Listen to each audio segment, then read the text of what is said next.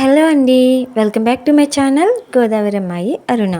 ఈ రెసిపీ ఏంటంటే వెల్లుల్లి మటన్ కీమా. వెల్లుల్లి హెల్త్కి చాలా మంచిది కదండి. అలాగే ఇంట్లో బాలింతలు ఎవరైనా ఉంటే ఇలా వెల్లుల్లి కీమా చేసి పెట్టండి. హెల్త్కి అయితే చాలా మంచిది. కాకపోతే కొంచెం మసాలా అనేది తగ్గించి వేసుకోవాలన్నమాట. ప్రాసెస్లోకి వెళ్దామా. ముందుగా 2 ఉల్లిపాయలను తీసుకొని ఇలా సన్నగా కట్ చేసుకోవాలన్నమాట. వీలైనంత చిన్న ముక్కలుగా అయితే కట్ చేసుకోవాలి. వీటిని పక్కన పెట్టేసుకొని వెల్లుల్లిపాయలు కావాలి కదండి, వెల్లుల్లిపాయలను తీసుకొని మీకు ఎన్ని కావాలంటే అన్ని అనమాట ఇలా పొట్టు వలుచుకుని వేసుకోవాలి. నెక్స్ట్ మసాలా ప్రిపేర్ చేసేద్దామా. మసాలా కోసం మిక్సీ జార్ తీసుకొని అల్లం చిన్న చిన్న ముక్కలుగా కట్ చేసుకుని వేసుకోవాలి. 7-8 వెల్లుల్లి రేఖలు.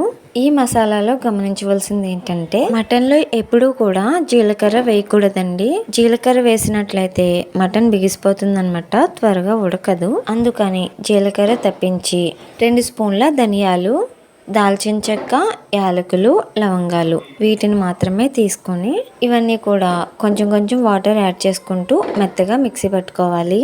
వీలైనంత మెత్తగా మిక్సీ పట్టుకుని పక్కన పెట్టేసుకున్నాను అనమాట. కుకింగ్ ప్రాసెస్ అయితే చూసేద్దామా. ఇప్పుడు స్టవ్ మీద పాత్ర పెట్టి ఆయిల్ వేసి ఆయిల్ హీట్ ఎక్కిన తర్వాత చిన్నగా కట్ చేసి పెట్టుకున్న ఉల్లిపాయ ముక్కల్ని వేసి మగ్గించుకోవాలి. ఇప్పుడు కూడా ఒకటి గమనించుకోవాలండి, ఉల్లిపాయ ముక్కలు త్వరగా మగ్గాలంటే ఉప్పు వేస్తాం కదండి. ఉప్పు అయితే వేసేసాను. నార్మల్గా అయితే మటన్ ఉడికిన తర్వాత ఉప్పు వేసుకోవాలి. ఇది మటన్ కీమా కదండి, అందుకని చెప్పి ఉల్లిపాయ ముక్కలు త్వరగా మగ్గడానికి ఉప్పు అనేది వేసేసానమాట. ఇప్పుడు వీటిని మధ్య మధ్యలో కలుపుకుంటూ గోల్డెన్ కలర్లోకి వచ్చే వరకు మగ్గించుకోవాలి. ఇలా ఉల్లిపాయ ముక్కలన్నీ మగ్గిన తర్వాత ముందుగా ప్రిపేర్ చేసి పెట్టుకున్న మసాలాని వేసుకోవాలన్నమాట. మసాలా వేసిన తర్వాత పచ్చివాసన పోయే వరకు కూడా ఇలా వేయించుకోవాలి. ఇప్పుడు దీనిలోకి ముందుగా శుభ్రం చేసి పెట్టుకున్న మటన్ కీమాని వేసేసుకోవాలి. పసుపు, సాల్ట్ వేసి శుభ్రం చేసుకున్నానండి. ఇలా కీమా మొత్తం వేసిన తర్వాత బాగా మగ్గించుకోవాలన్నమాట. ఇంకొక విషయం ఏమిటంటే కుక్కర్లో వండితే ఈజీగా ఉంటుందండి, అలా కాకుండా పాత్రలో వండితే టేస్టీగా ఉంటుంది. అందుకని చెప్పి పాత్రలో కర్రీ ప్రిపేర్ చేశానన్నమాట. మటన్ అనేది బాగా ఎక్కువసేపు మగ్గించుకోవాలండి. మటన్ వేసిన తర్వాత మటన్లో ఉన్న వాటర్ రిలీజ్ అవుతుంది కదా, అది మొత్తం ఎగిరిపోవాలన్నమాట. అప్పుడే మటన్ అనేది బాగా మగ్గుతుంది. ఇప్పుడు దీనిలోకి టీ స్పూన్ పసుపు, ఉప్పు ఆల్రెడీ వేసాం కనుక తగినంత కారం వేసుకోవాలండి. 2 స్పూన్లు అయితే వేసాను. అంతేనండి, ఇంకెటువంటి మసాలా పొడి అనేది యాడ్ చేయనవసరం లేదు.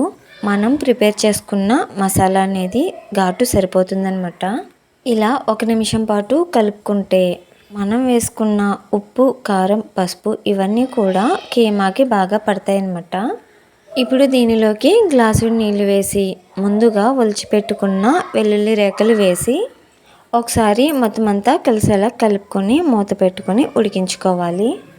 అంతేనండి, చాలా అంటే చాలా బాగుంది ఈ వెల్లుల్లి మటన్ కీమా. ఒకసారి ఈ ప్రాసెస్లో అయితే చేసి చూడండి, చాలా అంటే చాలా బాగుంటుంది. బాలింతలకు మటన్ వండినప్పుడు ఇలా వెల్లుల్లి రేఖలు అయితే వేస్తారనమాట, హెల్త్కి చాలా మంచిది.